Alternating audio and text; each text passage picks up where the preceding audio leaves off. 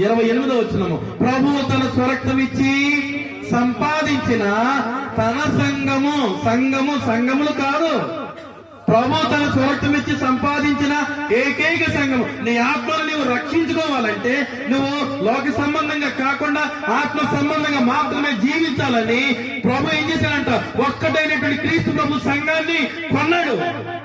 నువ్వేం చేస్తావు? ఆత్మను రక్షిస్తానని చెప్పి ఏదేదో సంఘాలు, ఏదేదో పేర్లు, ఏదేదో కార్యక్రమాలు, ఏదేదో ఉద్దేశాలు, ఏదేదో చేస్తున్నావు.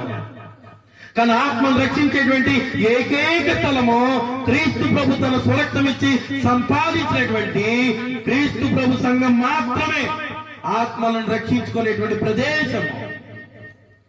అమూల్యమైనటువంటి సర్వ సత్యముతో కూడినటువంటి సంపూర్ణమైనటువంటి దేవునికి జ్ఞానము క్రీస్తు ప్రభు సంఘంలోనే దొరుకుతుంది.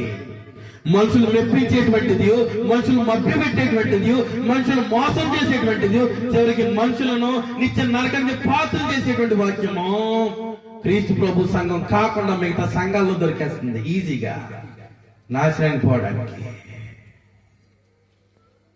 క్రీస్తు ప్రభు సంఘం యొక్క విలువ తెలియట్లే. క్రీస్తు ప్రభు సంఘము ఆత్మ సంబంధమైనది. క్రీస్తు ప్రభు సంఘములో వసించేటువంటి వారు ఎవరన్నమాట, ఆత్మల కొరకు ఆలోచన చేసేవారు మాత్రమే ఉండాలి. ఆత్మలను రక్షించుకునేటువంటి ప్రదేశం క్రీస్తు ప్రభు సంఘము. రక్తాన్ని కార్చి నా ఆత్మను విమోచించాడు. ఆత్మ మళ్ళీ పాపంలోనికి పోకుండా పరిశుద్ధంగా ఉండాలని ఎక్కడుంచాడు? సంఘంలో ఉంచాడు. అదే రక్తంతో కొనబడిన సంఘంలో ఉంచాడు ఆత్మను కాపాడడానికి. ఆత్మకు విలువ తెలుసుకుంటున్నామా క్రీస్తు ప్రభు సంఘముగా?